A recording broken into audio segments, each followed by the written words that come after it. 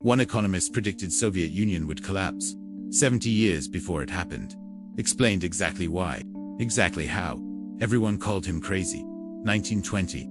Soviet Union just born. Intellectuals worldwide celebrating new economic system. Scientific socialism. Future of humanity. One man stands up, says it will fail. Not might fail. Will fail. Mathematically certain. Ludwig von Mises, Austrian economist, age 39, writes article. Economic calculation in the socialist commonwealth argues socialism is impossible, not immoral, not inefficient, impossible, can't work, ever, anywhere, for anyone. Every socialist in world attacks him, calls him reactionary, capitalist propagandist, fool. 1991. Soviet Union collapses. Exactly as Mises predicted. Exactly for reasons he explained. But here's the twist. Nobody credits him. Nobody apologizes. Nobody admits he was right. They just pretend they knew all along. This is story of Ludwig von Mises, the economist who was right about everything, and rewarded with nothing. Born 1881, Lemberg, Austria-Hungary. Now Lviv, Ukraine. Jewish family. Professional class. Father Arthur von Mises. Railroad engineer. Mother Adele. Well-educated, cultured household. Young Ludwig, brilliant student. Photographic memory. Could read book once. Remember everything. Age 12 already. Reading serious philosophy, economics, history. Age 19. Enters University of Vienna. Studies law and economics. Vienna at this time. Intellectual capital of world. Freud developing psychoanalysis. Klimt painting. Mahler composing. And economists. Vienna had best economists on earth. Karl Menger founded Austrian school. Eugene von Bohm-bawerk teaching there. Friedrich von Wieser, all giants. Mises studied under them, absorbed everything, but questioned everything too. Austrian economics, different from other schools. Focus on individual human action, not mathematical models, not statistical aggregates. Start with person making choices. Build from there. Understand economy through understanding humans. This became Mises' foundation. Human action, purposeful behavior. That's what economics studies. Graduates 1906, age 25. Starts working Vienna, Chamber of Commerce, economic advisor, day job. But real work happened at night. Writing, researching, developing theories that would change everything. 1912, publishes first major book, The Theory of Money and Credit. Revolutionizes monetary theory. Explains business cycles. Shows how central banks create booms and busts. Here's his argument. Central bank lowers interest rates, makes credit cheap, businesses borrow, invest in long-term projects. Seems good, right? Economic boom, everyone happy. But here's the problem. The low interest rates are artificial, not reflecting real savings, not reflecting real resources. Economy doesn't actually have resources to complete all these projects, just has cheap credit. Eventually reality hits, resources scarce, prices rise, inflation appears. Central bank forced to raise rates. Credit tightens. Boom ends. Bust begins. All those long-term projects can't be completed. Businesses fail. Workers fired. Recession. This is Austrian business cycle theory. Mises created it. Age 31. Explains every boom-bust cycle. 2008 financial crisis. .com bubble. Everything. But nobody listened. Not then. World War I breaks out. 1914. Mises drafted. Serves as artillery officer. Eastern Front. Sees horror. Sees waste. Sees empires collapse. Austria-Hungary falling apart. Russian Revolution 1917. Germany defeated 1918. Returns to Vienna. City in ruins. Empire gone. Inflation destroying economy. And something new emerging. Socialism. Bolsheviks took power in Russia. Intellectuals worldwide excited. Scientific management of economy. No more capitalism. No more markets. No more chaos. Central planning. Rational allocation. Abundance for all. Everyone Mises knew supported it. His colleagues. His students. His friends. But Mises saw something they didn't. 1920. Writes that article. Economic calculation in the socialist commonwealth. The argument devastatingly simple. Socialism means government owns everything. All factories. All resources. All capital. No private property. No markets. No prices. But here's the problem.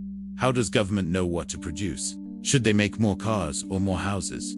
More bread or more steel? more shoes, or more books? In capitalism, market prices answer this. High prices signal scarcity. Low prices signal abundance. Prices coordinate millions of decisions. No central planner needed. But socialism has no market prices.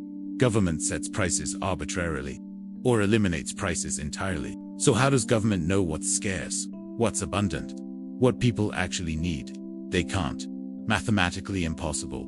Without prices, you're flying blind. Can't calculate, can't plan, can't allocate efficiently. Mises proved this. Not politically, mathematically.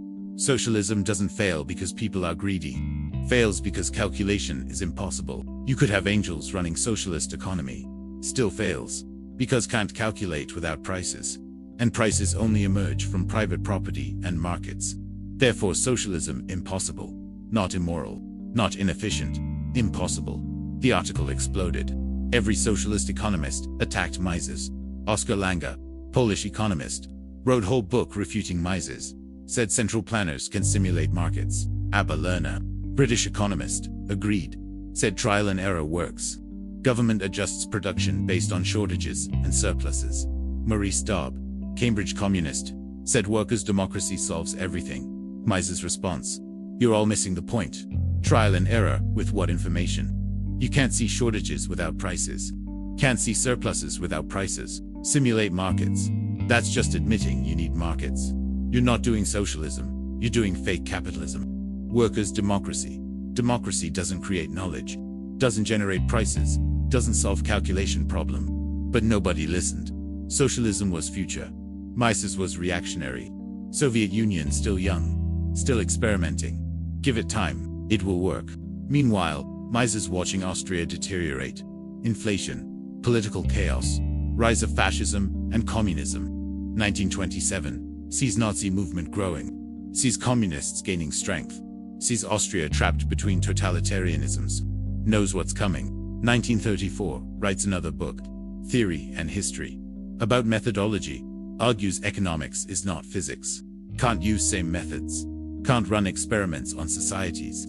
Economics is praxeology, study of human action, based on logic, not empirical data. Human action is purposeful. People have goals, choose means to achieve goals. That's universal. That's certain. Can't prove this empirically. Know it through reason, through introspection. This made economists furious. Empiricism was becoming dominant. Statistics, mathematics, data. Mises saying no. Economics is logical reasoning about human action. Can't predict specific prices, but can understand general principles, cause and effect. Economic laws. Academic economists hated this.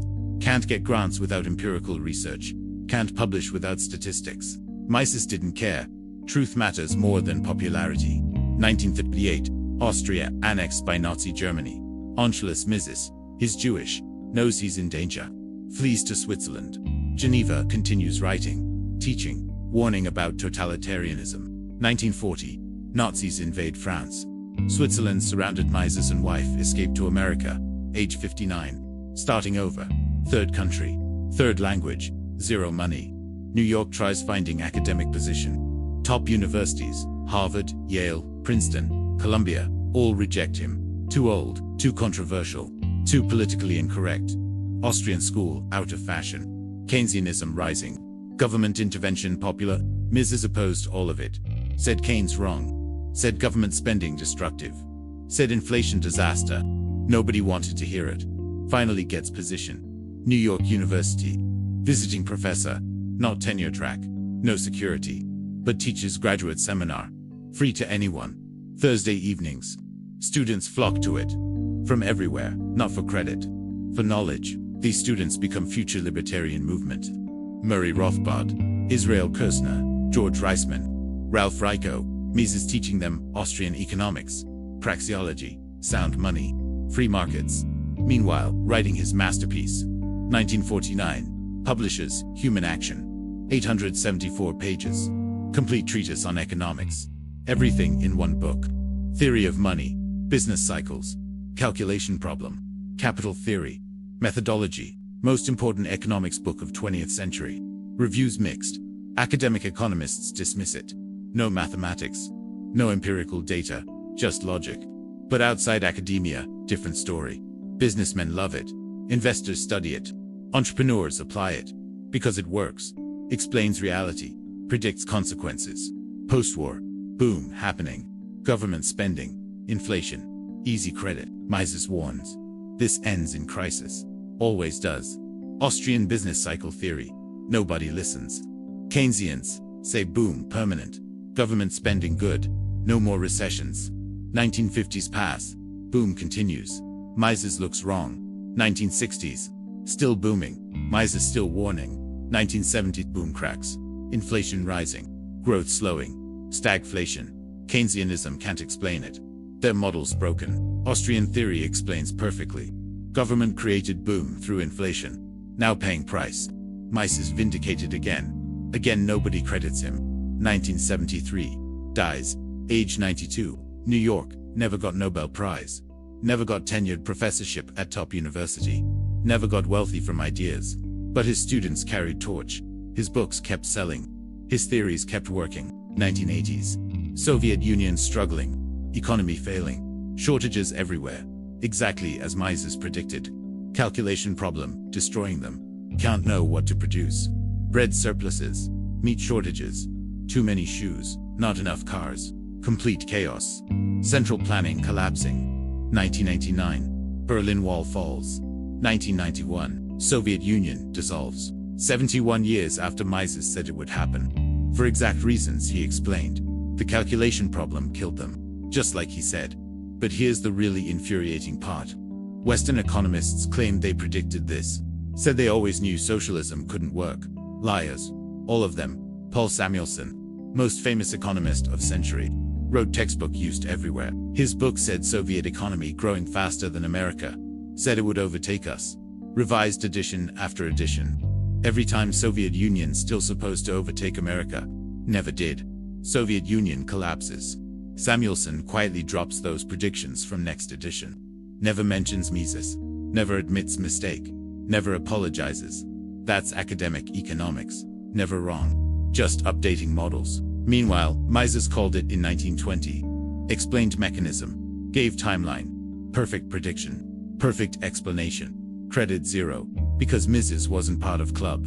Didn't play politics. Didn't compromise truth. Said what he believed. Showed the logic. Let results speak for themselves. And he was right. About everything. Business cycles. Predicted them. Explained them. Showed how central banks create them. 2008 financial crisis. Perfect example. Fed lowered rates too much. Created housing boom. Boom went bust. Austrian business cycle theory. Exactly as Mises described, 1912. But Fed economists claimed nobody could have seen it coming. Lying again. Mises saw it. His students saw it. Anyone who studied Austrian theory saw it.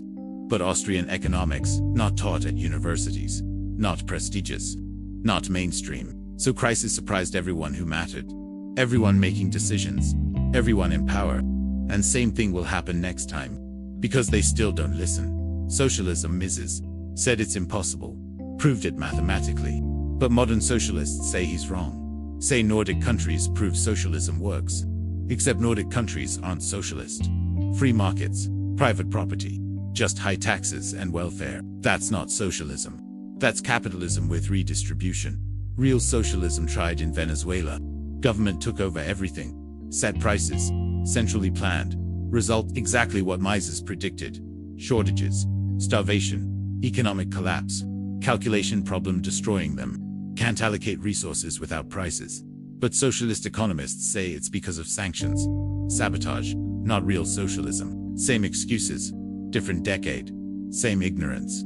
Mises explained this too. Why socialism keeps failing. Why socialists keep trying. Because socialism emotionally appealing. Sounds fair. Sounds rational. Sounds scientific. But economics doesn't care about emotions. Care about logic. About cause and effect. Can't calculate without prices. Can't get prices without private property. Can't have socialism with private property. Therefore socialism fails. Always. Everywhere. Not because bad people running it. Because impossible to run it well. That's Mises' genius. Didn't argue from morality. Argued from logic. Showed mechanism. Explained why. Made it undeniable. And he was ignored. Mocked. Rejected. Because truth unpopular.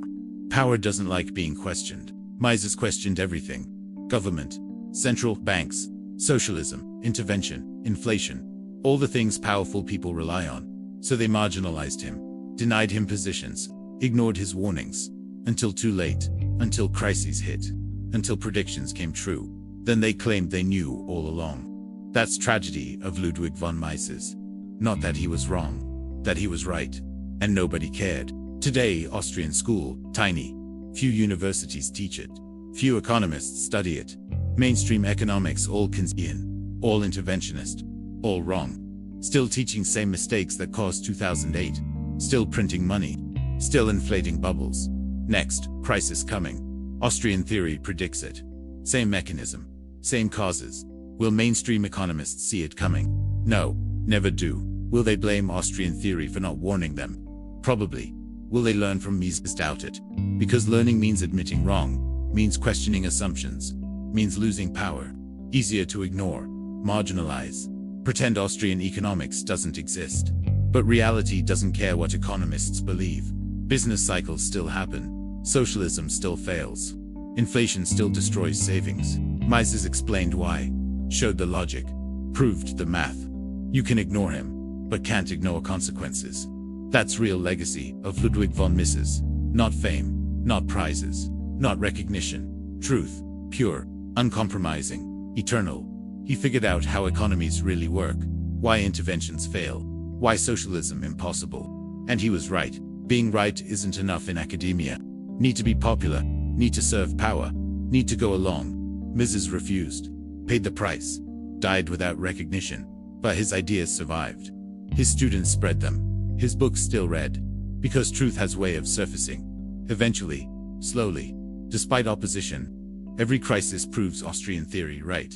Every boom-bust cycle, every socialist failure, Mises called them all, 70 years early, 100 years early, still waiting for credit. If this made you question what economists tell you, good, that's the point. Hit subscribe, because mainstream economics is propaganda. Austrian economics is truth. Mises proved it. They ignored him. Don't make same mistake.